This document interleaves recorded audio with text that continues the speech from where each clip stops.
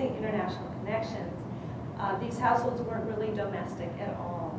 And second, to show how bourgeois U.S. householders, mostly women, were central agents of globalization. Though not an easy term to pin down, globalization can be understood broadly as the economic, cultural, technological, political, social, environmental, and other developments that have connected people, nations, and regions in different parts of the world. All too often, the story of globalization is told as an almost contemporary tale, as a late 20th century event closely intertwined with Americanization. Yet well before late 20th century commentators labeled and popularized the phenomenon, empires, commerce, and population flows had laid the groundwork for globalizing conjunctures. Indeed, European intellectuals had started to comment on world integration in the 18th century. One surprising yet fruitful place to look for evidence of globalizing developments prior to our own time is the bourgeois American homes I just mentioned. As Amy Kaplan, who some of you might be familiar with her work, she teaches at Mount Holyoke in, I think, English and American Studies. As Amy Kaplan has pointed out, women's historians have highlighted the juxtaposition between the domestic, that is having to do with the household, and the public. But they have overlooked the opposition between the domestic and the foreign. Kaplan emphasizes how, in some contexts, the domestic and the foreign have stood in sharp contrast to each other, but in other contexts, the line between them blurred. This was particularly true in the late 19th century, a time noteworthy for its cosmopolitan domesticity. That is, for bourgeois householders' enthusiasm for imported goods and styles perceived to be foreign, in large part because of their very foreignness. The international linkages of the age lay the material and ideological groundwork for this trend.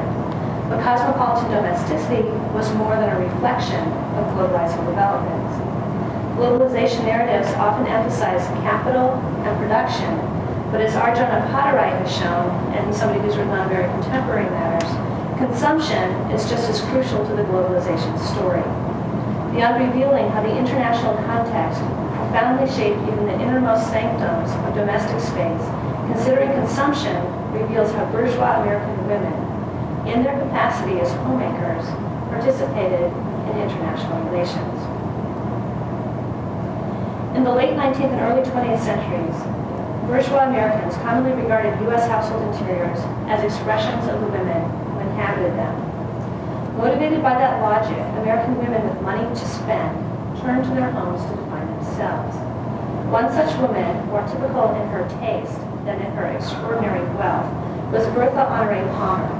Her Chicago mansion, built on landfill fronting Lake Michigan in 1882, had a French drawing room, Spanish music room, English dining room, Moorish ballroom, and Flemish library. Upstairs, Bertha Palmer slept in a bedroom copied from a Cairo palace. The so-called castle, no longer standing, was a Gilded Age spectacle, but a curious one in light of the principle of self-revelation. Given the tendency to regard domestic interiors as an expression of their occupants, what explains Bertha Palmer's efforts to stage the world in her household? It was on. Is it on? Okay, just bring it closer. Thanks. Sorry about that. Okay. The story of Palmer's mansion is in part, silly now, you can often move forward and bring the camera up. The story of Palmer's mansion is in part a story about class. Acquiring the mellow trappings of aristocracy was a means to compensate for the rawness of post-Civil War fortunes, the Palmers included, to distance one's dwelling from the vulgar commercialism that had enabled it to be built in the first place. But Palmer's story is about more than just class. As her heterogeneous ensemble of rooms suggests, it is also about nationality and the effort to transcend nationality through adventures in the international marketplace. And though Bertha Palmer was super rich, her eclectic preferences were shared by a number of native-born middle-class women. Through their households, women who exhibited imported objects and duplicated foreign styles strove to convey a cosmopolitan, meaning nationally unbounded ethos, something that functioned in tandem with their class aspirations, but that should not be conflated with them.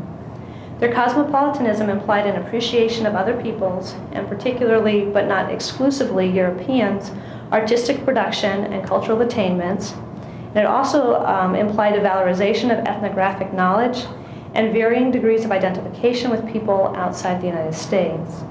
Less benignly, it also emerged from and promoted U.S. commercial expansion and empire. Cosmopolitan domesticity, seemingly paradoxical by definition, was at odds with some core 19th century ideas about households. And this is something that Maxine van de Wettering has written on. As she and others have pointed out, tract writers commonly presented the home as a haven from the outside world. Suburban homes in particular appeared as safe havens from the immigrants who swelled the cities and entered the most private sanctums of urban households in their capacities as servants. Besides shutting the wider world out, homes were expected to shut middle-class women in. Even those who found this vision of the home too restrictive and instead argued that middle-class women should reach out from their homes to reform the wider society, and this group probably includes the people who Jill is writing about, tended to agree with the assumption that homes served as fonts of local, national, and ethnic identity. This assumption has obscured the extent to which homes were not so sheltered after all, the extent to which they were firmly embedded in an international market economy.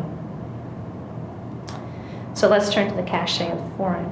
The cachet of the foreign in the post-Civil War period owes much to interior decorators than the path-breaking members of a new profession that catered to the wealthy. Their counsel was echoed in decoration writing, something that greatly expanded in the post-war period in keeping with the expansion of the popular press. The decorator and furnisher depicted exquisite interiors starting in 1882. The House Beautiful and House and Garden followed on its heels. Women's magazines that did not specialize in decoration, including the Ladies' Home Journal and Good Housekeeping, offered decorating advice on occasion, as did family magazines and art magazines. Daily newspapers addressed the subject too, especially on their women's pages, and publishers turned out handsome decorating treatises and straightforward handbooks. In contrast to decorating guides from the mid-19th century, which tended to advocate the creation of distinctively American homes, those of the post-war period had wider outlooks. Purveyors of decorating advice reprinted stories from European design magazines and reported on foreign design developments, and they advocated foreign styles for American households. French and British design had the greatest following in the post-war years. Contemporaries regarded many of the Rococo styles of the Victorian period as fundamentally French, and they snatched up Empire and Louis XIV, XV, and XVI furniture done in varying degrees of accuracy. The press paid considerable attention to French design, and imported French goods could be counted on to seem chic. So then we're going to start kind of interspersing the talk with slides. This is a New York City apartment, I was told to speak into the mic, from 1897. And we're jumping ahead to the Norwegian road.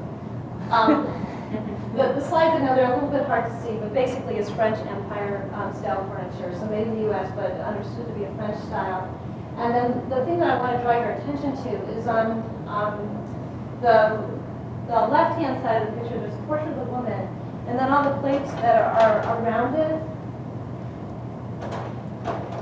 are a French manufacturer. They depict French scenes. And then below it, there's an Orientalist platform, which is something I want you to think about because we're going to come back to that later in the talk. So it's an elevated space that has a divan with a profusion of cushions, textiles on it. In the back is a little bit blurry, but there's a little Turkish coffee table right here too. And the point of this was to seem quintessentially French in the 1890s. One of the ways to do that was to have an Orientalist niche because of the French presence in Algeria and the kind of French enthusiasm for Orientalism. British styles had an equally loyal following, especially after Charles L. Eastlake published his Hints on Household Taste in 1868. By 1881, the book had come out in its 6th American edition, and U.S. shops were stocked with furniture passed off as being in the Eastlake style. Further testimony to the popularity of British styles can be seen in Decorating Magazine's glowing descriptions of English country homes. Besides promoting French and British designs, decorating articles gave rave reviews to Italian, German, Dutch, Russian, Spanish, and other European styles. Many of the foreign interiors they profiled were actually American, at least in terms of their location, for they had been produced in the United States as part of a theme room mania. One such room was Mrs. Olbol's Norwegian room, the centerpiece of her colonial house in Cambridge, Massachusetts. Bull, the widow of a violinist, furnished her dining room completely with Norwegian goods. From the red and black Scandinavian corner fireplace to the bread baskets and milk jugs, the room evoked the atmosphere of her late husband's Norwegian home. So what I love about it is if you see the house from the outside, you would just think, oh, colonial house, and wouldn't think twice about it. But it has this Norwegian dining room, and all the small things in the room were imported from Norway. The larger features, the fireplace that you can see in the back corner, and the ceiling, the beams in the ceiling were made in the United States, but the whole intention was to have them look Norwegian so that she could kind of capture the feeling of the Norwegian country house. Although design writers paid the most attention to European styles, not all the rooms they glowingly described reflected European models. The interest evinced in other parts of the globe differentiates the post-Civil War period from earlier eras. This is not to overlook the China trade and interest in chinoiserie stretching back before the 18th century, nor to overlook the scattered experimentation with other Oriental styles before the Civil War. But Chinese imports and chinoiserie of Western manufacture had been available to a comparatively narrow segment of the population, and other non-European design traditions failed to attract more than a modicum of interest. In the last decades of the 19th century, by contrast, a wider section of the American public had access to non-European imports, and tastemakers touted products and styles from a wider expanse of the globe. These included folk arts and objects from the Americas, as seen in one profiled room that featured curios from Mexico and Guatemala. And I wish I had a slide for this, but what's been frustrating working with some of the materials is the images don't duplicate very well. More common than Latin American ornaments were Oriental ones, especially during the Orientalist craze that swept the nation from the 1870s to the turn of the century, catching even Bertha Palmer with her Moorish ballroom and Egyptian bedroom in its wake. Domestic Orientalism generally entailed fanciful productions passed off as Moorish, Turkish, Chinese, Japanese, or a combination thereof. So this is a New York City apartment, another New York one. You'll see it. Ultimately, I even have a Montana one I'll show you. 1896. And the point of this is to show you kind of how fanciful some of these interpretations were, that what we might consider accuracy kind of went with the wind. But it does have a whole lot of imported objects, kind of a tea set with the Turkish coffee table, a lot of the textiles. Many of these rooms had fans that were attached to the walls all around. And even though we might not consider it to represent any kind of particular authentic design style, people at the time would have understood this to have been Oriental. This is from slightly later, it's from a California bungalow in 1912. And the point is to show that not all the rooms were as lavish and over-ornamented as the first one, but it's supposed to be done in the Japanese style. It is characterized by much more simplicity, and then the accompanying textual description commented on things like the imported mats and some of the ceramics that were supposed to give it an even more authentic Japanese flavor. Again, backwards. Is from a Florida villa, the Villa Zarata. And one of the things that's so fascinating about this building was that the entire building was done in what was understood to be a Moorish style. That it wasn't just a matter of producing one theme room, but even the exterior of the house looked Moorish. And then all the different rooms were decorated in this style, essentially. This is the inner courtyard, and you can kind of pick up on some of the things that would have made it seem Moorish at the time, including the narrow pillars and arches. Again, the little coffee table with the coffee pot.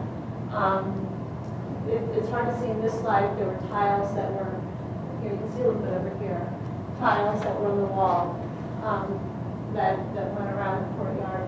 The tropical plants, the oriental rugs, there's some, you can see one hanging up the balcony, and so forth, all were intended to give it a kind of Arabic or Moorish flavor. Although some home furnishers favored a particular style, the popularity of theme rooms did not necessarily mean loyalty to a particular nation. To the contrary, wealthy homeowners often mixed and matched their theme rooms. Bertha Palmer's eclectic ensemble illustrates this trend. Eclecticism threatened to do in fashionable middle-class housewives on whose shoulders rested the brunt of decorating responsibility. However, for they could produce a theme room or two only with great difficulty, and an entire ensemble of them lay far beyond grasp. The design writers came to the rescue. Besides profiling rooms done in a specific national style, they sang the virtues of rooms that mixed goods and styles from around the globe. Women who could not afford separate theme rooms could stuff the entire world into their parlors, confident that this was au courant. All nations are represented, enthused a Good Housekeeping article on a Philadelphia dining room. That such mixing was not limited to the super rich can be seen in a profile of a small city apartment that combined Turkish brass, Japanese tables, a Chinese cabinet, carved gourds from Central America, a Mexican fan, a Breton vase, a Bohemian chalice, and posters from Paris and London. Here's a dining room. This one's more European than the one I just described to you. It's also New York from the 1880s. And what I want to draw your attention to is the French style furniture. The screen, which you can see in the back, has Spanish leather panels. The tiles around the fireplace are Delft. Some of the china, which is kind of scattered around the room, is French, and the chandelier was manufactured in Germany. Householders who mixed goods from around the globe had grounds to regard their interiors as daringly artistic. Significantly, decoration magazines raved about the mismatched contents of avant-garde studios, the result being to associate eclecticism with artists, actresses, and other bohemians. This is an artist studio. This is actually done by a man. His name was George Gibson, and he had been studying art in Paris for 2 years. And he had collected all kinds of things that he stuck into the studio. Let me see what are some of the things I thought were worth pointing out. Suspended from the ceiling, you can see kind of above the stripe caused by the shadow from the lamp is a Japanese parasol with another one that's suspended below it. The rug on the floor is an Arabian rug. There's a German chair over here, an Indian water jug, which you can see kind of on the table. And the paintings feature European scenes, many of which he did himself when he was studying art. This is the same studio but another angle. And I put this in because I wanted to draw your attention to the Zulu shield, which it's hard to see because of the stripe, but if you look on the far left-hand side of the curtain, and see all like the arrows coming out, there's a Zulu shield there, and also there's some more Chinese touches in this room, including the lantern, and the fan that, I think this is the fan that's by the other sorts of spheres. So the point of this is the associating the eclecticism with the artists and bohemians and so forth. And I also want to point out that it wasn't a strictly U.S. phenomenon, that this is a picture that was in a U.S. magazine, but it's of Sarah Bernhardt's studio in Paris. And again, the commentary described all kinds of objects from around the world that she had gathered into her essentially artistic studio. And one of the things, it's hard to find some of the objects in here, but they do talk about her divan with all the pelts in it. And she had furs from several different continents, including, and they all sounded very kind of comfortable that you loved to lie down in it. But she also had an alligator skin that she piled up somewhere in that corner, which wanted her to be a little bit less inviting. And then off of that main room, she had a little Japanese salon. Some of these are in better focus than others. Here it is, in the Japanese salon. So if you stepped off of that main room, then she had a room that she produced. The intent of which was to produce a kind of Japanese effect. Well, an eclectic mixture might be easier to pull off than a series of theme rooms, but it still took money to gather the Buddhas, the furs, and the feathers. The housewife who found even an eclectic ensemble out of her grasp might have been tempted to toss the decorating advice aside and give up in despair. But there was hope even for the housewife with a modest discretionary income. Individual items, including small decorative pieces, ceramics, fans, pillows, and the like, could give a humdrum household a hint of glamour. Or, so said the decorators. Only the richest of the rich could afford a series of lavish theme rooms done in national styles. But photographs and descriptions of middle-class households from the late 19th century typically reveal at least a handful of objects that served as symbols of far-reaching tastes. And in writing about the items that could redeem an otherwise unremarkable interior, design writers continued to pay considerable attention to provenance. Agnes Bailey Ormsby, author of The House Comfortable, provided the kind of purchasing advice typical of late 19th century domestic writing. She counseled her discriminating readers to buy Irish and French damask, Scottish linen, English porcelain, Japanese china. She was very careful to warn against the imitations from New Jersey. Turkish towels, Indian fabrics, Chinese rattan, and Turkestani, Dagestani, Smyrna, and other Oriental rugs. Merchants, too, were quick to trumpet foreign provenance, seeing it as an enticement to purchase. For example, a catalog company that sold Mexican handicrafts marketed its zarapes by insisting that they had, quote, a distinctly foreign air, unquote. By paying so much attention to provenance, decoration experts played on and heightened the appeal of products manufactured outside the United States. Imports had so much cachet that decorating magazines reported on high-end retailers who duped purchasers as to the provenance of their goods, quote, representing them as from England, France, almost any country, excepting our own.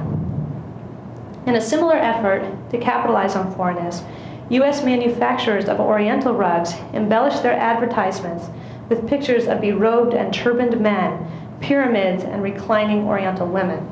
So this is an ad from a Worcester, Massachusetts company that made faux Oriental rugs. So they looked Oriental, but they were manufactured in the United States.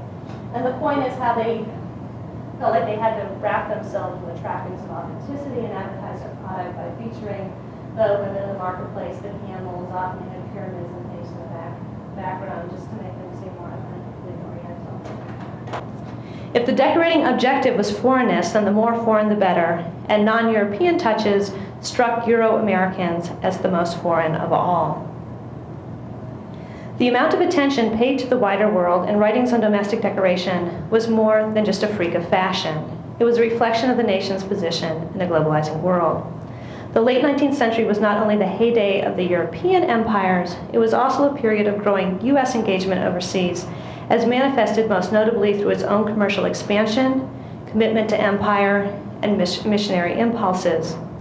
This engagement resulted in expanding geographic knowledge, including knowledge of conventions of foreign interior design, conveyed to the middle-class public through paintings, photographs, museums, missionary exhibits, immigrant enclaves, manufacturing displays, ethnographic and travel writings, and such unexpected sources as the household and decoration magazines mentioned earlier. World's fairs showcased foreign goods to such an extent that a visit to the 1876 Philadelphia Exposition reported feeling that he had, quote, landed in some large Chinese bazaar. And I should mention that the Chinese exhibit was only one of a number of national exhibits at the Philadelphia Fair, and the later fairs, again, presented a considerable number of foreign products and materials. And this is just a slide of a woman and her companions looking at the goods in the Chinese section of the Philadelphia Fair.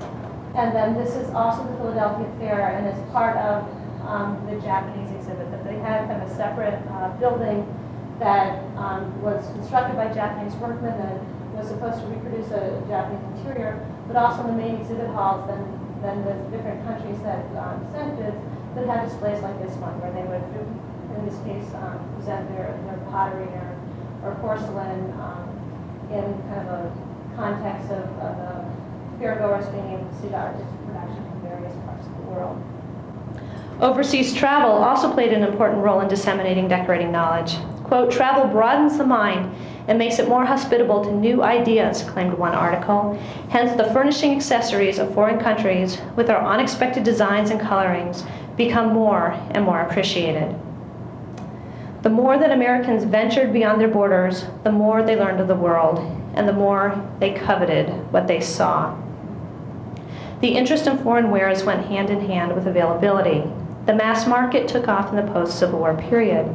Although domestic manufacturers supplied the majority of household goods, an unprecedented amount of imports entered the country. Ocean shipping had fallen by more than half during the Civil War, but after the war it rebounded. In the post-war period, middle-class and wealthy American consumers had access to products produced around the world. Goods ranging from Argentine lampshade covers to Zulu baskets could be purchased in shops, through catalogs, and in the new department stores that were gaining a prominent role in American retailing. Pausing so much, but I just have one that I want to show really quickly, which is a picture of the interior of Vantine's, which was a retailer of Orientalist goods. They had an office in New York, eventually one in Chicago, and then what made them even more important on the Asian marketing scene was that they had a huge catalog trade that sent things out nationwide. And the catalogs are just fabulous to look at because not only do they picture the product, but then they have long pieces of text that describe the conditions of manufacture, how to display things, kind of cultural information about them. And the point of this slide is just to give you a sense of the interior of one of these emporiums and one of the importing houses, and both how things were displayed, the very the overwhelming sense of abundance that it had, just to kind of underscore the availability of things manufactured overseas. Consumers, uncertain of where to find novelty goods, could turn to the decorators who had fostered their desire for such things in the first place. The Ladies' Home Journal, for example, counseled readers to find their Turkish curtains at, quote, Vantine's, that was the store I just showed you, and stores of that kind. The intrepid urban purchaser, acting on the advice of decorating experts, might visit Chinatown for the best selection of Oriental shops, or the east side of New York City to pick up household goods from cash-strapped immigrants who peddled family heirlooms on the street. World's fairs did more than expose tourists to design trends, they also offered shopping opportunities. The closing days of expositions offered bonanzas to bargain seekers who snatched up samples that had once been on display. Outside of large cities, shoppers had fewer choices, but they nonetheless had access to a wide variety of imported and foreign-seeming household objects. According to the testimonial letters in a catalog of a New Mexico firm that sold Mexican handicrafts, buyers came from over 20 different states, including ones as far away as Alaska, New Hampshire, Alabama, and Wisconsin. The thousands of pack peddlers, and one interesting thing is that Syrian immigrants were prominent among them. The thousands of pack peddlers who crisscrossed the country hawked exotic bric-a-brac as well as practical supplies. A woman shopper who offered advice in The House Beautiful attested to the boggling assortment of available wares. Quote, "The chief thought in the mind of the woman who goes out to buy curtains and draperies must be one of thankfulness that she lives in this particular age of the world, for never before were there so many interesting things from which to choose." She went on to mention Japanese, Persian, Scottish, and Madagascar fabrics. Shifting her attention to dishes and cutlery, she continued in awe. From the four corners of the earth come marching long processions of tableware. The mistress of the house could make of her dining table, spread with appropriate wares, a part of a Dutch rum, or a Spanish rum, or a German rum, or a Japanese or a Chinese rum. Or if she wanted merely a bit of bizarre flavor that seems always to add just the necessary tang to bungalow furnishing, she can pick and choose from the offerings of half the nations of the earth. Unquote. Such articles implied that middle-class and wealthy Americans were in a position to take full advantage of the world's marketplaces. The assumption that American shoppers could buy whatever they wanted exaggerated the strength of all but the fattest pocketbooks. Nonetheless, the abundance of the U.S. marketplace did reflect financial power. Only the rich could fill their houses with imported decorative items, and the United States in aggregate was rich. After a long history of trade deficits that extended back past the origins of the Republic, the United States became a net exporter in 1874. Protected by high tariffs, U.S. industry established a significantly greater overseas presence in this period. Yet imports continued to rise as well, and as part of this trend, ever more household goods entered the United States. According to U.S. government trade figures, U.S. imports of wool carpets rose from under $900,000 in 1865 to over $13.6 million in 1920. As for earth and stone and chinaware, the United States imported roughly $2 million in 1865 and $11.6 million in 1920. And these are just two of the categories of imported goods. Baskets, cutlery, brass, silver, laces, glassware, towels, linens, clocks, and so forth also entered the United States. The nation's relative wealth put U.S. buyers in a position of power in the international marketplace. News of low foreign wages, as little as 3 cents a day for a Chinese laborer, might have worried American manufacturers and workers, but they provided grounds for American consumers to see themselves as privileged. Missionaries in Persia, more worldly than one might anticipate, found opportunity even in famine. Quote, "It is wonderful how every commodity is sold for a mere song," one reported. That international exchanges were not always regarded as equal also can be inferred from the words used to describe them. Contemporaries referred to foreign goods as plunder and trophies of travel. Guided by such accounts, shoppers could understand their forays into the marketplace as an act of national mastery, an assertion of American as well as class privilege. The United States might seem particularly privileged, but shoppers could also regard their purchases as a manifestation of something larger, civilizational and racial privilege. Imperial rule played a crucial role in bringing non-European goods to Western attention. It also brought the manufacture of numerous products under Western, especially British control, thus making them more readily available. In 1877, decorator Harriet Prescott Spofford acknowledged the imperial connections that brought foreign products to American households. She said that American consumers could obtain finer goods than ever before due to our, quote, "better acquaintance with the Eastern countries, the farther depth to which we have penetrated them," unquote. If the exotic objects that filled American households could speak, the rooms would reverberate, with stories of empire. Some of these stories, especially those on compelled labor, should have made conscientious decorators blanch. Convicts reportedly made carpets, some on order for Americans in British India. Yet rather than condemn such prison labor, those who reported on it were more likely to cast it as an efficient means of enforcing discipline. The acceptance of coercive labor practices, indeed the tendency to regard them as evidence of superior British managerial skills rather than as shocking evidence of exploitation, underscores the idea of consumption as marching hand in hand with Western imperial rule. The abundance of goods in the American marketplace resulted from varying degrees of coercion as well as consent. And in buying the Baghdad curtains, the Turkish rugs, and Indian brasswork, American shoppers positioned themselves with the grasping Western powers. This can be most clearly seen in the appeal of Oriental rooms in the 1870s and 1880s. Decorators touted Oriental, and especially Turkish styles, as particularly suitable for men's smoking rooms and bachelor apartments. The apartment of a New York banker illuminates why. An awestruck reporter admiringly compared its Turkish room to the harem of the Pasha. Its walls were bedecked in tapestries, quote, "representing Eastern dancing girls in the most luxurious attitudes," unquote. Beside the door stood a life-size nude statue of an Odalisque. It was a sensuous room in which men could enjoy eroticized Eastern women. Like other Turkish rooms, it gratified male fantasies through conveying the luxuriousness and ease associated with the harem. Yet exotic reveries were not the only escapes offered by Turkish dens. The bankers, doctors, and merchants who retreated to their confines also surrounded themselves with the thrill of violence.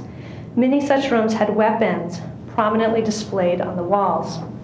Let's see, I think this is the, they're out of order. I think this one might be the St. Louis one of the 1880s, and it's kind of split. It shows two aspects of the bachelor's apartment. But you get the sense of the kind of the Turkish appeal, the bed built into the wall, the arches, the tile work, the fabrics that were all understood as kind of contributing to the Turkish look. Here's another one. This one of them is St. Louis, one of them is Minneapolis. And this one kind of shows you the abundance of textiles, the cushions that are lying strewn all over the floor, the carpeting all over the floor, the brass layer paint from the ceiling. Again, this was understood to be kind of a male space where they could repose on the cushions and enjoy themselves. This one, the point is to show the prominence of weapons. This is Boston man's den.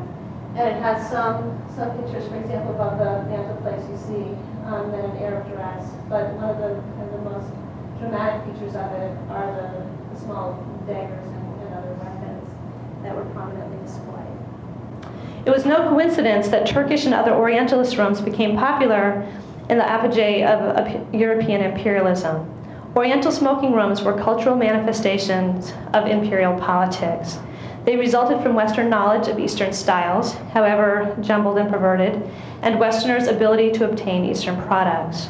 More specifically, they provided the Western bachelor, in the context of the bachelor's apartments I've just been showing you, with access, if only in his imagination, to the prohibited harem. If in its inaccessibility the harem symbolized the limits of Western men's power to fully grasp the Orient, its duplication suggested that nothing was beyond Western men's reach. The weapons might convey masculinity, but as far as Oriental men were concerned, it was a cowed masculinity, for these daggered swords and spears had been unable to prevent the European seizure of power. The most potent masculinity inhered in their current possessors, the men who could hang them on their walls, frequently along with college banners and hunting trophies. Although high-end Oriental rooms were often pitched as luxurious places for male pleasure, there were also low-cost Orientalist niches, commonly referred to as cozy corners, that, decorators insisted, middle-class women could make for their own enjoyment. These typically consisted of an upholstered divan, a profusion of cushions, a rug, a Turkish coffee table, and some Orientalist touches, such as screens, fans, lanterns, and pottery, and lush draperies to frame the entire ensemble. So this is a picture from the decorator and furnisher, so it's kind of the quintessential cozy corner to give you the kind of archetypal sense of what they were all about. You see the corner divan, cozy corner, so it's in the corner, with the pillows on it, the textiles that frame it, the little Turkish coffee table, the little throw rugs, and the tropical plant. Decorators often insisted that you could do low-end ones if you couldn't afford expensive cushions. You could rip up an old shawl and stuff it with milkweed or hay. That you didn't even have to have a corner to do one. You could do one on the back of the piano, as this design suggested. And then I have a couple pictures of real ones to show you that it wasn't just in the decorating magazines, but they did pop up across the country. This one is from Chicago. You see the Japanese parasol in this context, but still some of the textiles, the rugs, the coffee table. A New York one, again, with kind of a Japanese cast to it, as you can see in the textiles. And then this is the Montana picture, which is kind of hard to pick it out. But it's the bedroom of a teenage girl, I think in Helena, Montana. And the pictures on the back, most of the clutter are pictures of popular actors and actresses that she cut out of the magazines of her day, which could indicate that she was attuned to trends, to popular cultural developments. But in the corner of her room, she did a version of the cozy corner, which is she put together a heavily upholstered textile divan in the corner with cushions strewn all over it, because she too wanted to be part of this design trend. Well, what then explains the popularity of cozy corners? Did all these householders regard their niches as shrines to national and imperial privilege? However much they might seem that way in retrospect, it is important to note that contemporaries generally did not portray them in that light. One decorator attributed their sudden popularity to the seemingly benign phenomenon of geographic awareness. Quote, "Only within the last decade have we become sufficiently well acquainted with these same neighbors to feel at liberty to borrow from them," unquote. Ignoring how it was that American women had managed to become acquainted with their Eastern neighbors and what forms this acquaintance took, this decorator tried to remove cozy corners from international relations and relocate them in the realm of the sentimental. But there was nonetheless something to her claims of feeling well acquainted. The American women who constructed Oriental cozy corners had, in all likelihood, been exposed to ethnographic writing on the harem, whether in missionary bulletins, daily newspapers, or women's magazines. That exposure only intensifies the mystery of cozy corners' appeal, however, for evangelical and secular ethnological literature presented Oriental harems as virtual prisons, as symbols of women's degradation in male-dominated societies. If U.S. men were likely to regard the harem as a symbol of unattainable pleasures, a bastion of resistance to Western imperial surveillance and control, U.S. women were more likely to see it as a symbol of oppression. The female bondage associated with the harem complicates the theory that imperial assertiveness motivated Moorish and other exotic niches. Given the tendency to regard the harem as a locus of male pleasure at the cost of female oppression, why did Euro-American women tolerate any hint of the Orient in their parlors? Well, one possibility is that they disregarded the vast majority of harem writings and latched onto the idea of the harem as a protective space for women. Another is that they draped Turkish fabrics in their doorways to manifest a sense of sympathetic identification with oppressed harem denizens. In either case, their efforts to add Oriental touches to their households can be interpreted as an expression of their own dissatisfactions, whether with male-dominated social spaces or their own domestic captivity. Despite admonitions to be thankful for their privileges, these women may have felt that they still had all too much in common with women of the East. Even socially powerful women, such as Bertha Palmer, had reason to identify with women of the harem. Palmer's husband reportedly locked her in her room from time to time. But just because the harem served as a symbol of women's oppression, it does not follow that its reconstruction in Western households necessarily did too. For U.S. women as well as men, domestic Orientalism bespoke an affinity with Western imperial rule. Orientalist niches represented European as well as Oriental design, for imperial endeavors had given rise to an Orientalist craze in Britain and on the continent. Think back on that initial slide of the French room with the little platform on the side. Cozy corners demonstrated a sense of European sophistication through their exhibition of Oriental exoticism. Rather than aiming to produce an unmediated Eastern decor, many of the householders who experimented with Orientalism strove to produce a colonial decor, one that emerged from the crucible of empire and was as much European as Oriental. Just as the spreading reach of Western ships had contributed to the rage for chinoiserie in the 18th century, a sense of affinity with Western imperialism contributed to the Orientalism of the 19th.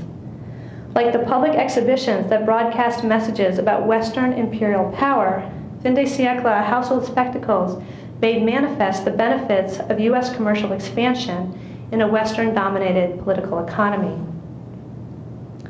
To the extent that Orientalist cozy corners did evoke an unmediated East to their creators, they still did not necessarily imply a sense of identification with sequestered women. If Western women regarded the harem as a locus of oppression for its denizens, they saw it as a tourist destination for themselves. The ability to travel, if only imaginatively through their household interiors, marked them as privileged. Like the wealthy bachelors in their Turkish smoking rooms, middle-class women could appreciate the power dynamics implicit in their cozy corners. Though members of the subordinate sex at home, they could claim affiliation with the dominant nation, and for white women with the dominant race, in an international context. Those who read about white women in the Orient read stories about empowerment. Mem Sahibs reported on a level of luxury and authority unavailable to them in the metropole. In the context of empire, middle-class Western women could become upper class. Indeed, American women were often told to regard consumption as a sign of national strength, to thank their lucky stars that they had been born into a country where women were spenders and not earners. In buying foreign goods and creating foreign interiors, American women, no less than American men, accepted, sometimes knowingly, sometimes tacitly, the relations of power that brought these products to their doorsteps. Middle-class American women might never be as rich as Bertha Palmer, but they nonetheless had something in common. They could demonstrate national and civilizational standing in their household acquisitions. As fellow citizens in a wealthy nation, as fellow wielders of the dollar, they too were privileged in the international marketplace. And what was the point of the nation, the point of empire, if not to preserve that privilege? Cosmopolitan interiors produced as well as reflected international relations, in the sense that wide-ranging tastes added impetus to commercial expansion and empire.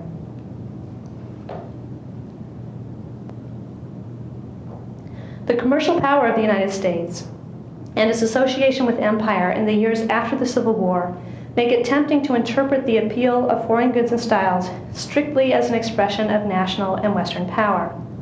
However, more provincial Americans refuse to see the incorporation of foreign objects into American households in this light. The eagerness with which late 19th century shoppers filled their households with imported objects troubled the economic nationalists who supported high tariffs.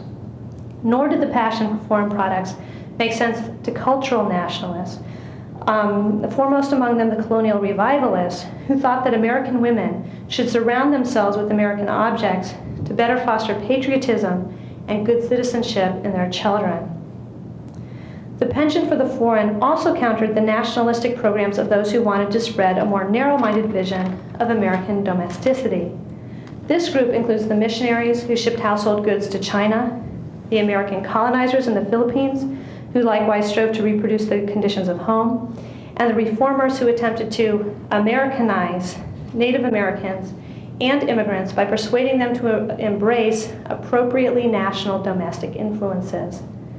The expectation that middle-class American women would contribute to Christianizing, civilizing, and Americanizing projects by modeling and enforcing domesticity complicates the idea of cosmopolitan consumption as a thoroughly imperial practice. Cosmopolitan interiors may have been premised on U.S. economic power and Western imperial rule, and they might have provided a large part of the raison d'etre for commercial expansion and empire, but they did not aim to foster nationalistic and imperialistic sentiments as concertedly as interiors understood to be fundamentally American. In contrast to more explicitly nationalist and culturally bounded interiors, cosmopolitan interiors evince relatively greater receptivity to difference. Unlike economic and cultural nationalists and their Americanizing allies, cosmopolitan consumers position themselves as enthusiastic contributors to and beneficiaries of the globalizing developments of their day. Cosmopolitan interiors seem strange enough in light of domestic ideology, but they seem even stranger in light of late 19th century Americans, at least white, native-born Americans, reputation for provincialism. In keeping with an anti-immigrant backlash, nativistic purity campaigns took off in the late 19th century. Purity reformers often blame foreigners and immigrants for indecency and obscenity. If foreign interiors seemed incongruous with American strong provincial streak, the non-European motifs seem doubly incongruous given what we know about racial and ethnic assumptions of the time. This was a period of rampant white supremacist ideas and practices. The 1882 Chinese Exclusion Act prohibited practically all Chinese from immigrating to the United States, and in the 1908 Gentlemen's Agreement, President Theodore Roosevelt arranged with Japan to limit immigration from that country. Chinese Americans and Japanese Americans faced hostility and discrimination and were in many cases isolated from European Americans in Chinatowns and Japantowns. Immigration from the Middle East was not a pressing political issue in the late 19th century, but white Americans still tended to disdain this part of the world as backward. Rather than resenting European aggression against the Sultan's dominions, Americans increasingly saw Turks as oppressors of subject Christian minorities, and they sent missionaries to the Near East. In the 1880s, the Ottoman Empire was the largest foreign mission site for the United States. Yet all the while, middle-class housewives were sewing cushions for sensuous Oriental niches. The mystery of fashionable American women's desire to evoke the feel of the harem in their households is intensified by the widespread contempt for and desire to uplift heathen peoples. Keeping in mind that Oriental touches were only part of a broader enthusiasm for foreign design, why did foreignness have such cachet in the late 19th century? If the leading logic was national, racial, and civilizational self-assertion, why didn't householders stick to domestically produced goods and what they regarded as specifically American interiors? What kind of self did the homemakers who embraced what they saw as foreign objects and motifs strive to convey? Well, it is difficult to determine what foreign goods meant to consumers because shopping, at once so commonplace and so ephemeral, did not result in routine record-keeping of what attracted buyers to their purchases. But even without the help of voluminous shopping and decorating diaries, descriptions of interiors can help us deduce much about their logic and meaning. And even if we recognize the multiplicity of motives behind them, we can still draw conclusions about the range of possibilities.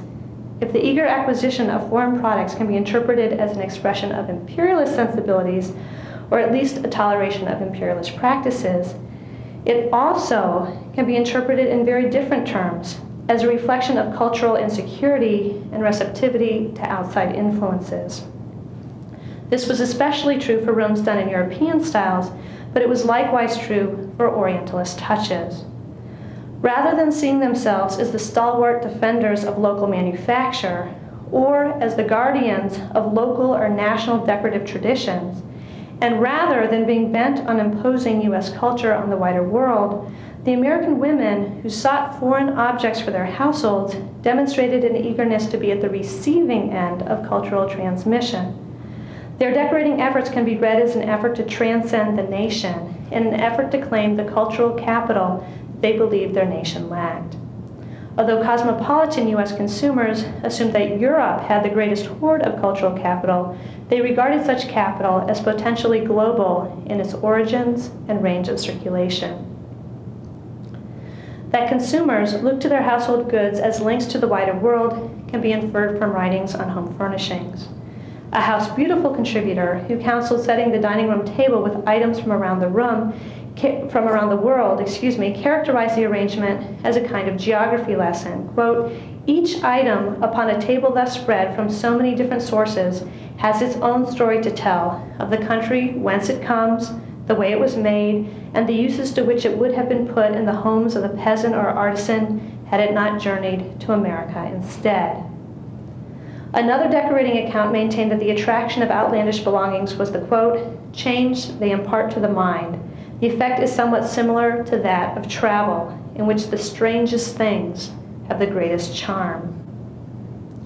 Through purchasing foreign goods, consumers could attain the outlook of globetrotters, something that implied a certain open-mindedness, along with wealth, cultivation, and an adventuresome spirit. Eclecticism also appeared to be a mark of modernity, as seen in reports of its popularity in the entire civilized and civilizing world. House and Garden, for example, published an article on Japanese houses with Occidental rooms for the reception of Westerners. Such examples made it clear that international mixing characterized the age, not just the nation. That cosmopolitan interiors were a mark of the time seemed clear to those who contrasted late 19th century interiors to ones from earlier periods. One decorating pamphlet claimed that the interiors of our forefathers were relatively simple, both from poverty and, quote, from the fact that they were not a much traveling people and their curiosity about other lands and their inhabitants was not very great, unquote. To be modern meant to be comparatively cosmopolitan. We, on the contrary, and I'm quoting again, take a great interest in other peoples and in other countries. In our houses, we give our love of adventure free play and like to be reminded of the fact that America, big as is her territory, is but a small part of the world, unquote. Interpreting the enthusiasm for foreign goods and styles only in nationalistic terms means missing out on the international yearnings expressed in these interiors. Just as the national marketplace unified late 19th century American consumers, the international marketplace led them to imagine still wider connections. In an age of greater international linkages, to be sure once dominated by the Western imperial powers. To be truly cultured was to have far-reaching rather than insular tastes. The valorization of cultivated sensibilities helps explain why so many furnishing articles and advertisements stress the desirability of having genuine foreign articles rather than merely attractive or expensive ones. Japanese goods, maintained decorating expert Harriet Prescott Spofford, appeal to Americans because they, quote, had not been injured by European demands. In buying a Japanese article, we are tolerably sure of getting something according to the Aboriginal idea, unquote. She blindly overlooked the fact that Japanese manufacturers really made an effort to cater to Western desires. But the point for the purchaser that she conveys is that the purchaser wasn't just to acquire an abundance of beautiful and costly products, but to collect artifacts that expressed authentic foreign taste. Almost as important as design authenticity, or at least in many cases what turned out to be the assumption of authenticity, was seemingly authentic display. Hence, one decorating manual counseled readers to place their oriental rugs about in, quote, true Eastern style, unquote. The point went well beyond taking advantage of foreign productive capacities to entail crafting a house that was not really domestic in the national sense at all. Cozy corners and sundry imported objects provided a way to demonstrate a broad outlook, wide experience, and engagement with the world. There is a certain irony in expressing one's individuality through exotic goods admittedly disassociated with the self, but the householders who strove for a cosmopolitan decor aimed to express a fluid individuality, notable for its receptivity to wider currents and outside influences. Once again, Bertha Palmer can serve as an example. The daughter of one retailer who sold imported goods and the wife of another, Palmer derived her financial status in part from transatlantic commerce. She spoke fluent French and belonged to a group called the Tuesday Art and Travel Club. She rambled in Europe and North Africa, making friends with European aristocrats, authors, actors, and artists.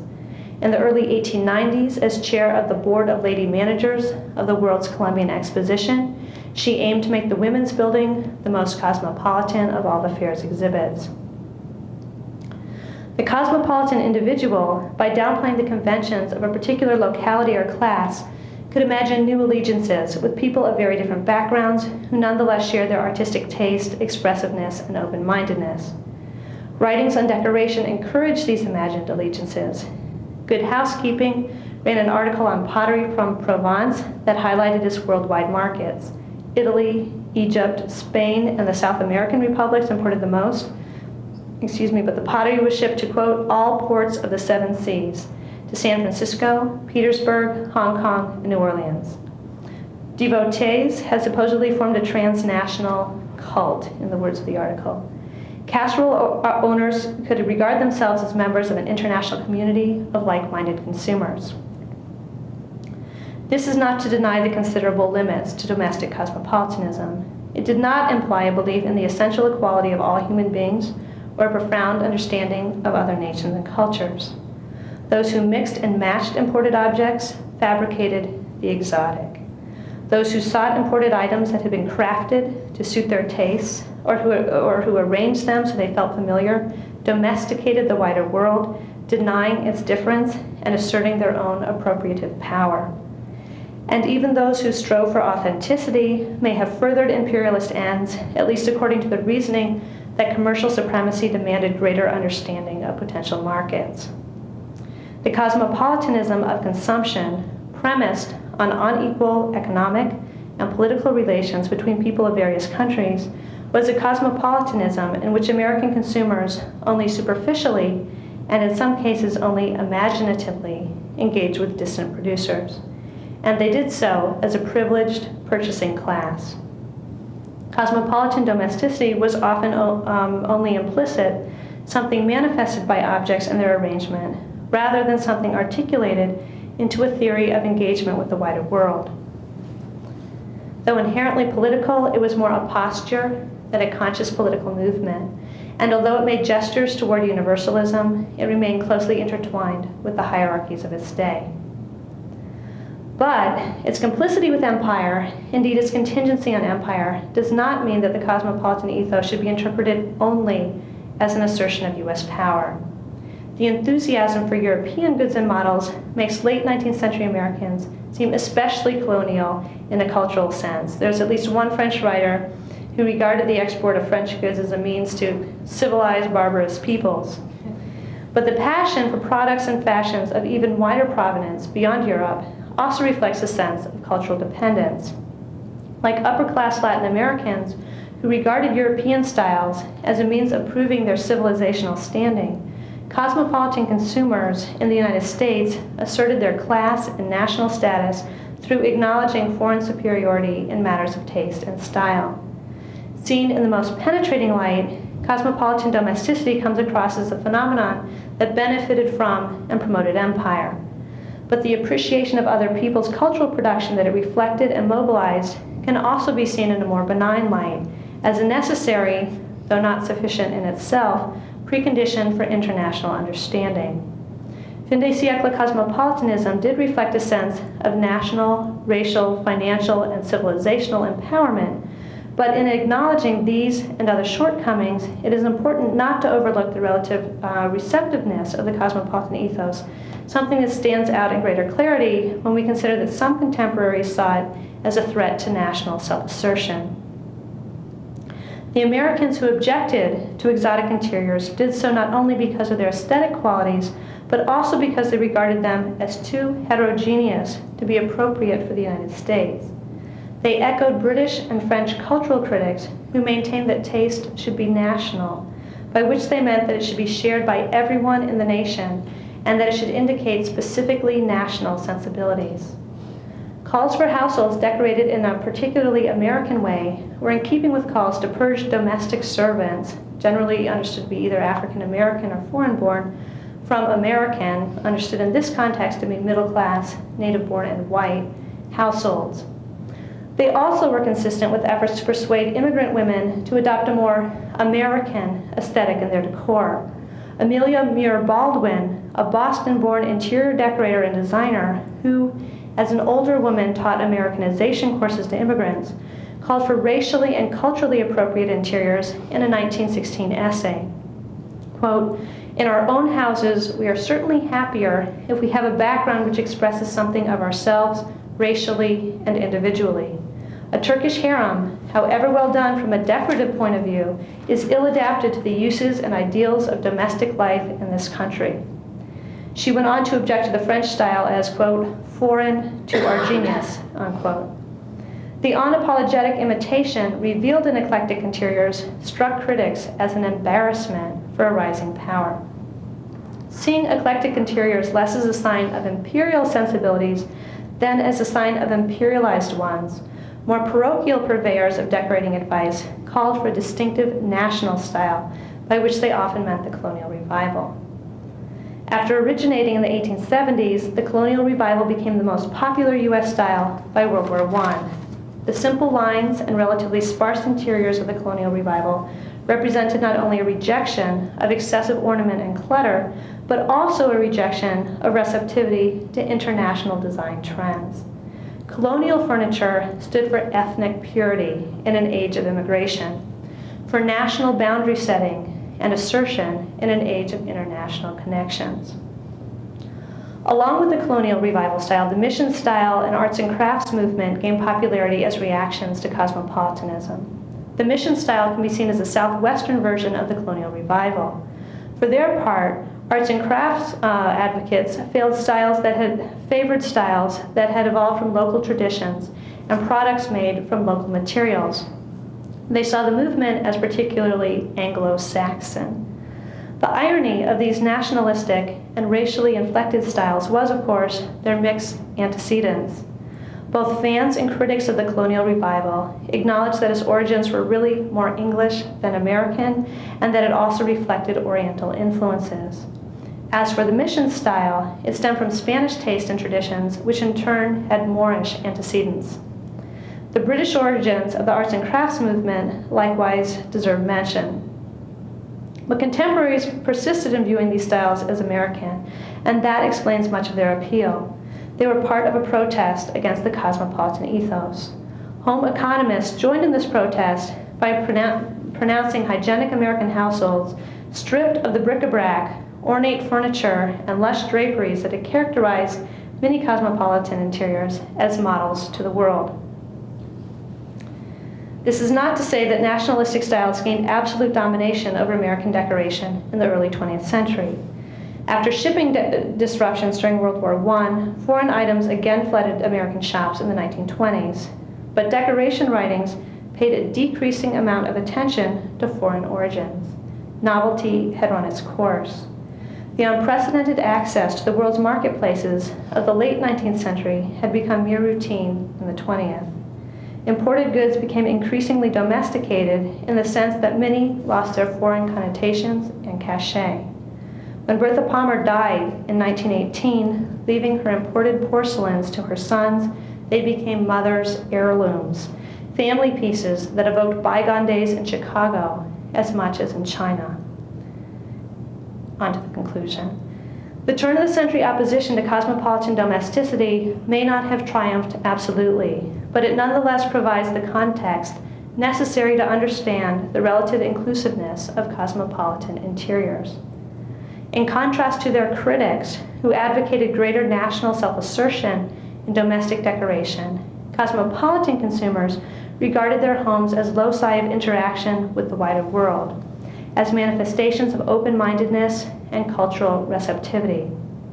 For those who embraced the cosmopolitan ethos, homes were not so much bunkers as entrepôts. Though premised on a commercial and imperial nexus that favored the United States, these interiors also reflect a desire to transcend the nation.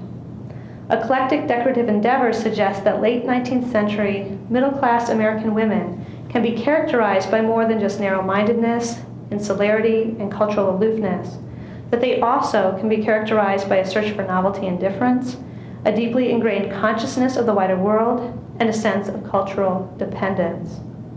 The cosmopolitan households they produced, no less than the nationalistic ones, can be seen as ideologically consistent with U.S. commercial expansion.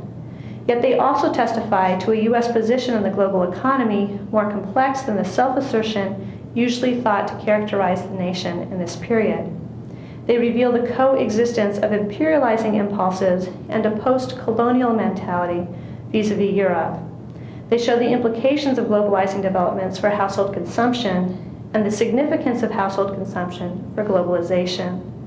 Rather than serving exclusively to separate bourgeois Americans from the wider world, domesticity provided a locus of material and imaginative interaction.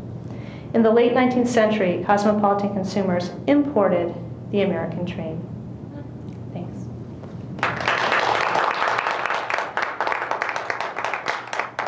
We'll have questions. I'd be happy to try to answer them. This was a wonderful talk. Tremendously rich. So rich, I don't know where to begin. Oh dear. No, I Knew I should have cut some more out of it. I guess I've scribbled down all kinds of things, but I have three comments on this. First of all, I'm left a little confused as to whether this is an American phenomenon or a Euro-American phenomenon. Only at one point did you actually use the term Euro-American. And yet, Europe, Western Europe anyway, which is what I mean by Europe in this context, is also undergoing this imperial expansion, and it seems that a lot of what's coming into the United States is mediated through Europe, which is a point you sort of made, that it seems to be that it's maybe more important than you gave it previous in your presentation, that there's a tension, it seems, between the American and the Euro-American dimension. My observation. Let me just make my points and then you can respond, if it's okay. The question is whether in fields outside of home furnishings, whether there were similar phenomena. I'm curious about clothing, cuisine, music, all kinds of other areas. And I don't expect you to have all that in one paper by any means, but my curiosity was whetted by that. And I guess the third comment, I think you also sort of said this, but I'd like to see this in the broader context of global learning. I see this as a very primitive stage, the kind of the artifact stage of global learning. It's the easy stage. It's actually what one could do with little kids in an artifact approach to education.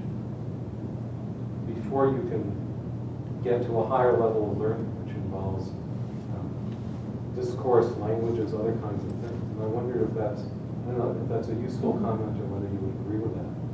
Kind of the first stage in a long process of global learning, which is still going on, of course. Maybe we're not even beyond that. That's a great question. Okay, so any more, or should I? I'm sorry. No, I'll shut up there, but I say it's just a wonderful talk.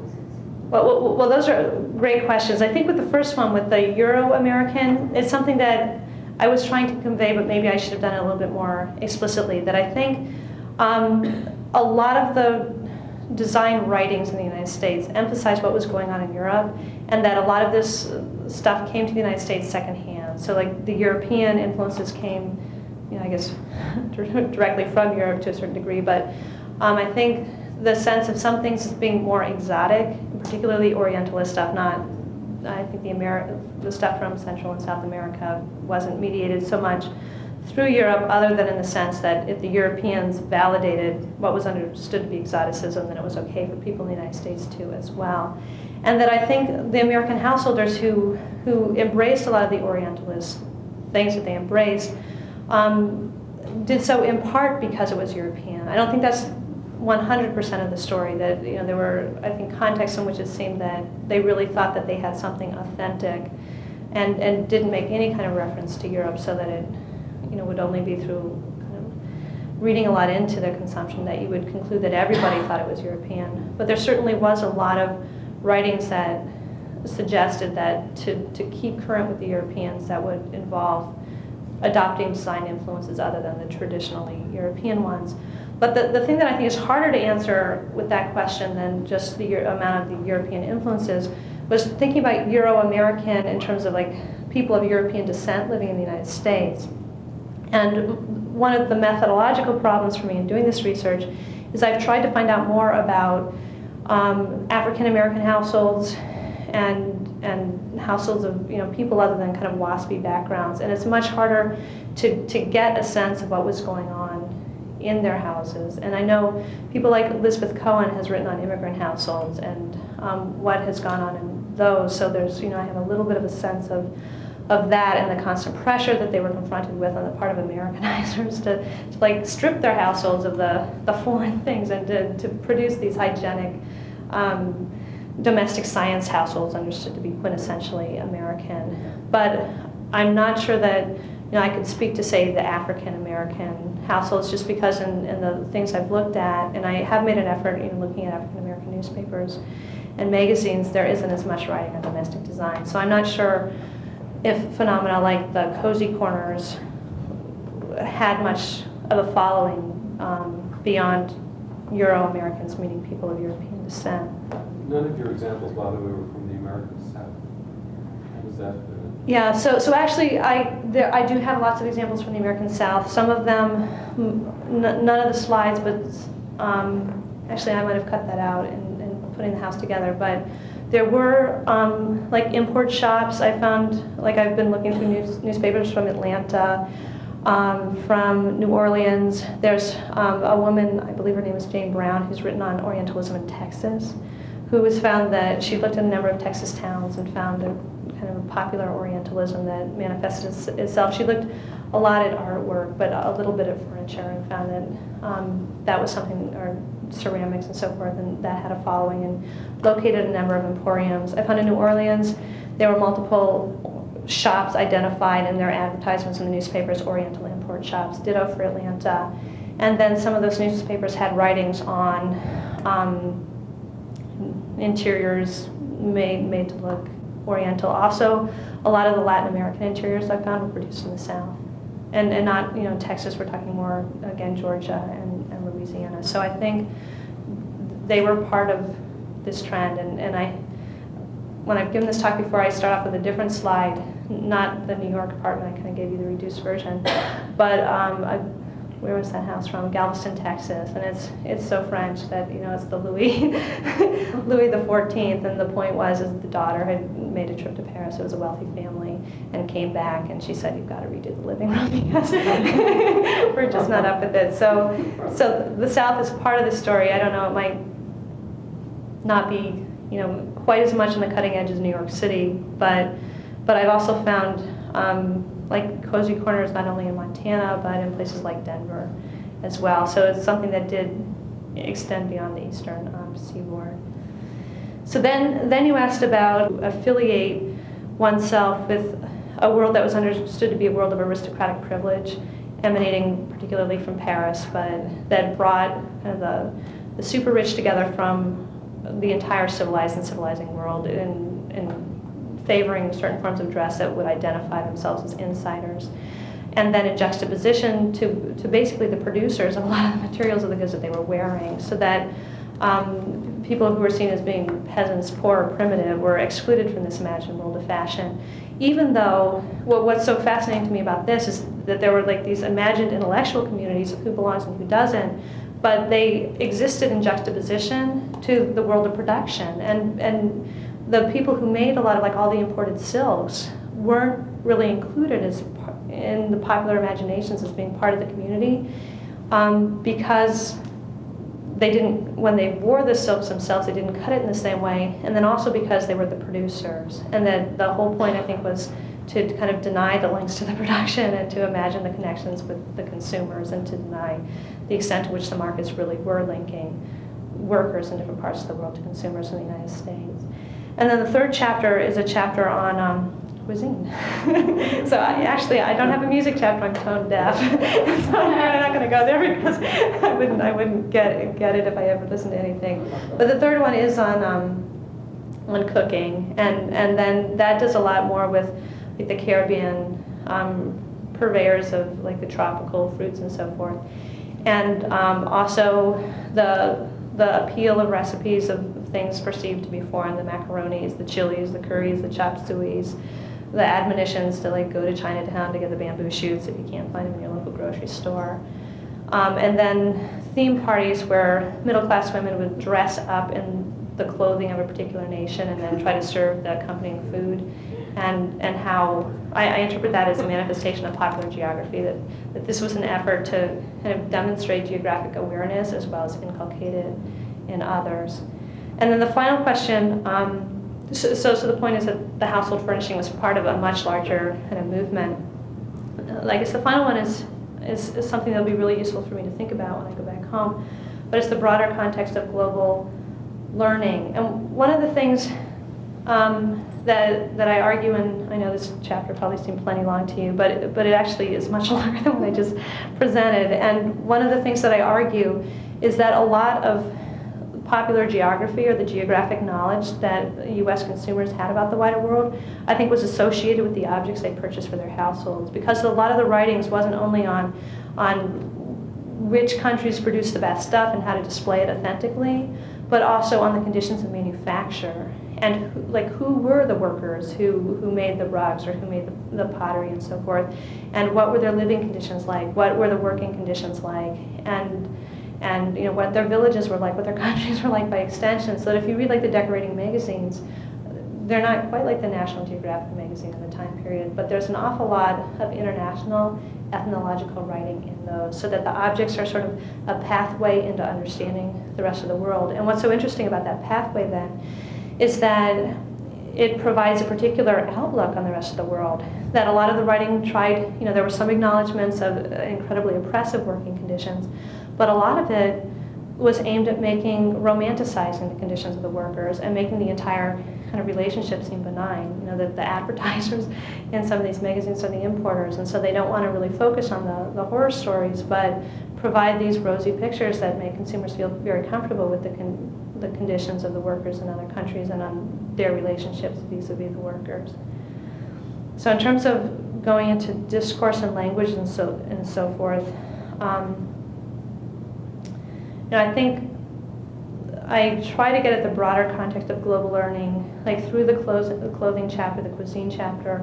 I've got one on fictive travel, on primarily Midwestern middle-class women who never went anywhere but belonged to travel clubs, sometimes current event clubs, and they would come together in their monthly meetings and report on the part of the world that had been allocated to them. Some of those groups took up language study, and it's something I don't know if I'll ultimately do much more with it, but initially I thought I would like look into foreign language instruction in the time period and try to, to see the extent to which it was connected with some of the other things.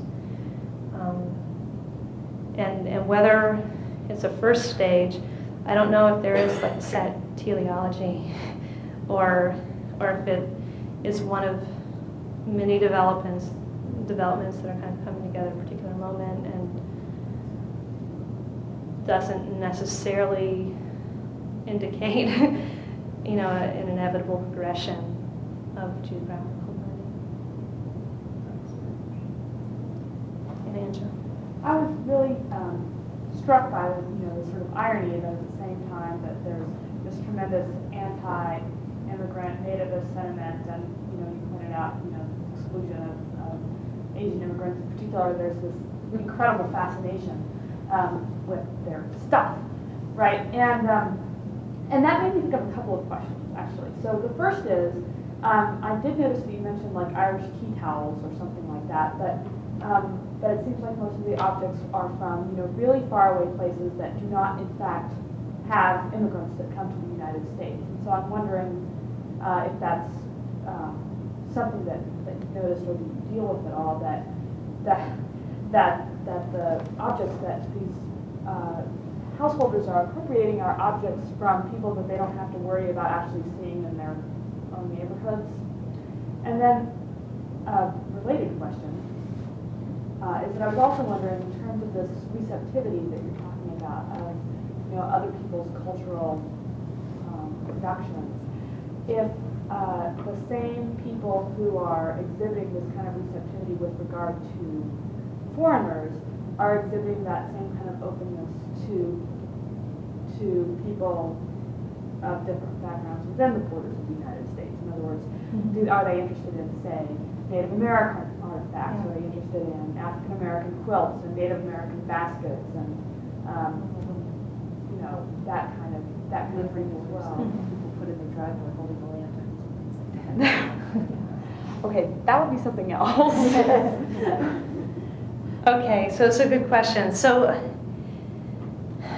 I don't think there was an exceptional amount of interest in things of like Irish manufacture, Italian or Eastern European, but I don't necessarily think that there were huge steps taken to avoid it. And I have seen lots of references not only like to Irish linen but to lace making.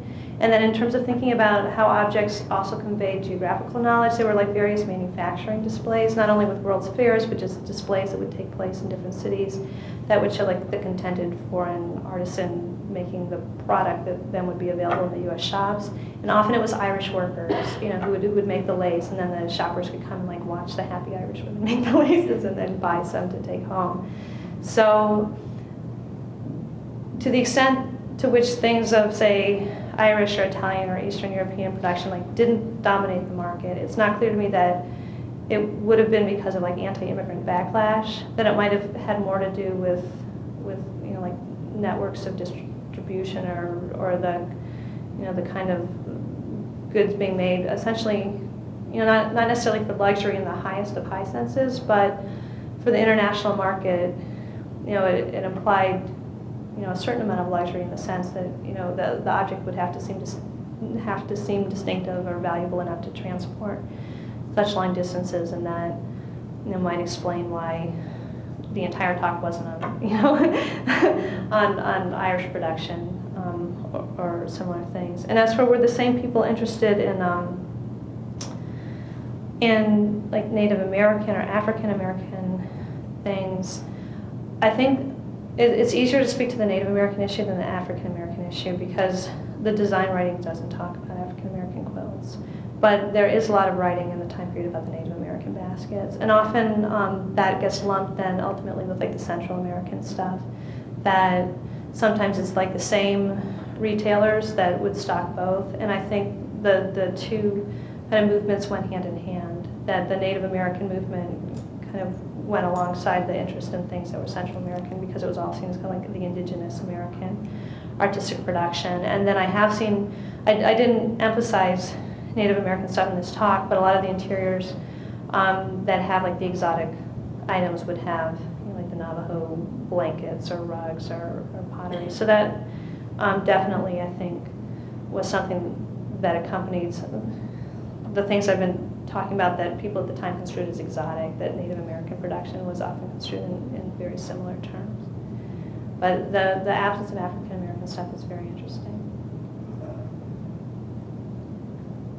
Could you talk about this a little bit in the context of the new sort of whiteness studies literature, the Irish becoming white and the Jews becoming white, and the emergence of these kind of modern racial configurations in terms of, I know you said that the people that are engaged in these cosmopolitan interiors are native born, but it just seems like they're creating a kind of relationship of consumption of an exterior racialized other that might lead to a kind of sense of white privilege, because you were talking about the mensabs and these white women's feeling the power that they have in these kind of foreign contexts, in these imperial contexts. And it just struck me sort of interesting. Is there a relationship there? I mean, as we acquire a foreign empire, that the whiteness becomes consolidated and stuff, and that internal others like Irish and Jews are becoming white. And I don't know, it may be off the question. But. Yeah, no, that's a very good question. It's something that I'll have to think about more, like over the course of time. But I think definitely one of the points I was trying to make was that there were sort of multiple levels of meaning to all this. Yeah. That part of it is like the class component, just to prove the wealth and affiliation with super rich people. Part of it was nationalistic, that the ability to purchase things kind of represented in many contexts. It was understood as something that demonstrated national power, that the United States was a country of consumers who could afford to kind of like loot, in essence, the rest of the world, and that was something that testified to national stature. And then I think like race and civilizational status, which was often conflated with race, was part of it, that there was, I think, among many of the consumers that I talk about, a sense of affinity with white people outside of the United States, that it would kind of bring the whiteness studies issue beyond the boundaries of the nation and make it seem that it wasn't just a matter of kind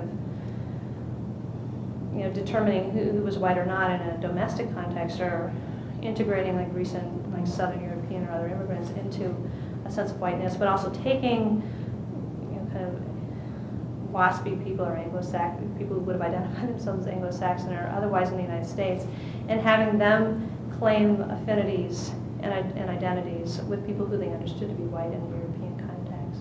So I think it absolutely speaks to that issue, but also helps like broaden it out beyond the boundaries of the nation. And then the thing that I can't really answer about that question is then the exact implications for recent immigrants coming in and how they're like written into this story. Because the thing that got me interested in this topic to begin with was that I've been reading a little bit in the home economics literature, thinking about like cooking up front. And the whole emphasis in that literature is to Americanize these European immigrants and to get them to boil the potatoes and roast the meat and not to eat so much spaghetti anymore. Mm-hmm. And yet the cookbooks that these like middle-class native-born women were using started to have all these macaroni recipes. And so there was just a certain disconnect between what they were preaching and what they were practicing. You get this sense of them going in and like stripping all the stuff out of an immigrant house and then taking home and putting it up in their house. It's like the same people maybe are doing both ends of this. So then that complicates like whiteness issues in the United States, because I think there was a sense of wanting to distance themselves from recent immigrants, even while being enthusiastic. I have found a lot of stuff on Irish stuff and on Italian stuff, and with like the example I had on going to the east side of New York City, they were writing on like where to shop for the authentic like Russian samovar or other items, and you would go to that marketplace, and then there would be like penniless Jewish people selling their family heirlooms, and you could buy those heirlooms and put them in your own house. So at the same time that there was the sense of disaffiliation, there was also a sense of like, we're going to get your objects even though you don't want to have all that much to do with you. And then the last chapter, the Americanization chapter, one of the things I wanted to do in that one is to talk like not only about the Americanizing efforts, the like stop cooking the macaroni efforts, but also there was a certain amount of ambivalence, I think. And I've been looking at the records of the General Federation of Women's Clubs, and they embraced Americanization during World War I. They said that should be the main project for all women's clubs nationwide. That World War I? World War I, and that it was, they were thinking about what can we do for the war effort. And the thing that we can do that's the most important is to foster patriotism and civic identity and so forth, and to do that by reaching out to immigrant women. But then I was expecting then the narrative would be the narrative of like learn English and pledge the flag and give up your shawls and kerchiefs and so forth.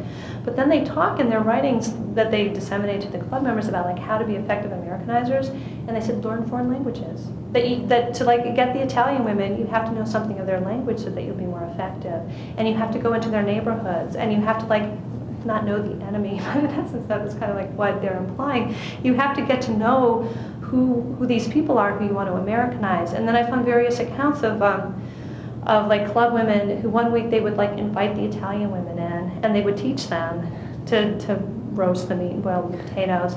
And then the next week they would like go into the Italian women's houses and they would learn to cook the macaroni. And then in some of the write-ups they would say actually it tasted much better.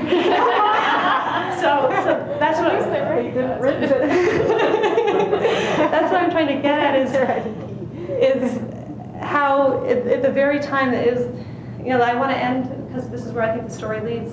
It leads to the point of like national self-assertion and pride and wanting to remake the world ultimately by the World War I years, like in the American image, and yet there's still like an undercurrent where for like every big step forward there might be a little step of, but wait, the rest of the world might have something to offer.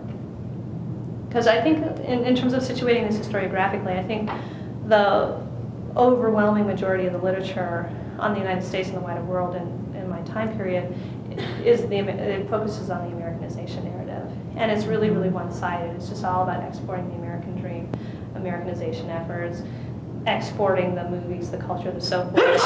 And I think what is missing in that and what I'm trying to address in part of this project is that in an age of increasing international connections, like the empire came home to a certain degree, and to what degree did it come to the United States and how did it manifest itself? And then also, the women's studies lecture, that I think women were really pivotal in that process. And actually the women had particular reasons for being interested in the rest of the world that were gender specific.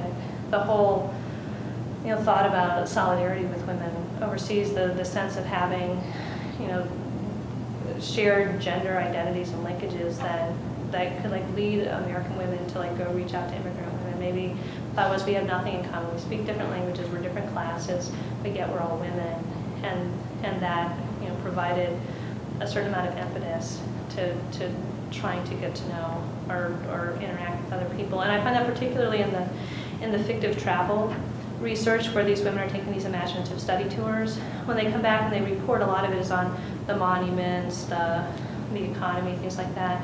But they also tend to really emphasize heavily the position of women in other countries, which shouldn't come as a huge surprise. But I think that was something that was motivating a lot of the geographical curiosity, which was to find different possibilities besides the possibilities that they were experiencing, or else to the extent that these middle-class women felt dissatisfied, maybe to take some comfort in the thought that if they couldn't find models of better ways of arranging things overseas, then they could take comfort in the thought that I am not as oppressed as people in whatever part of the world they were studying. Some of those talk I've heard since 1989. Yeah, by far. I just would add, you might think about the servants in these homes. Because one of the reasons that African American women might have been invisible is because they might have been entering into the workforce and actually not having as much time to craft their own homes as they were cleaning these women's homes. But I have no idea. I just think servitude would be a really important component. And then you have different phases of servitude as different immigrant populations start to replace each other in that occupational role. And it's interesting, you look at those interiors and okay, you've got a few, we're not up to the technological revolution that's going to take the burden of housekeeping off the shoulders of the American housewife totally, but okay, you've got your servant supply is contracting, and you've got a few things that'll help you along, but then you turn around and you cram your house full of this crap, and of course you've got to have somebody there to dust it. Some of those completely elaborate ones, the first thing I thought of when I looked at it was how much work they must be. Absolutely. Just ask one other quick question. what was the price difference, the cost differential for going foreign as opposed to buying domestic American commodities? How much richer did you have to be for people living foreign? Yeah, so actually it was inconsistent. So there were like the high-end porcelains and stuff.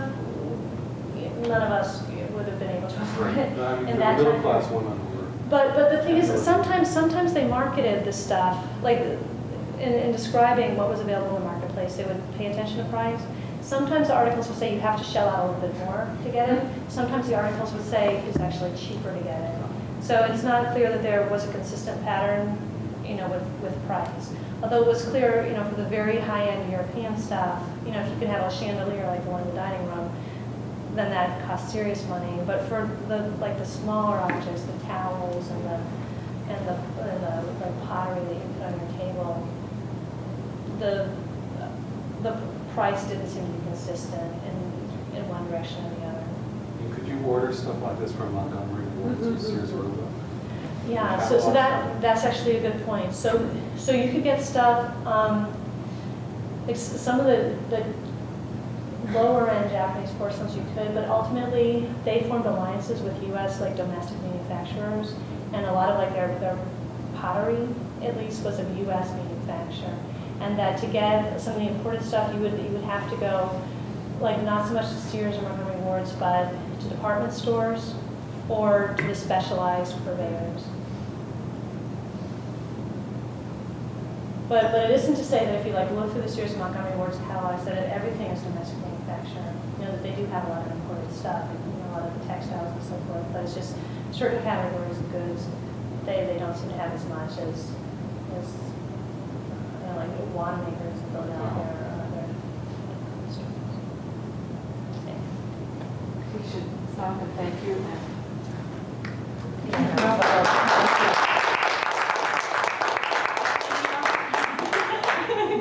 Late night. But it was fabulous.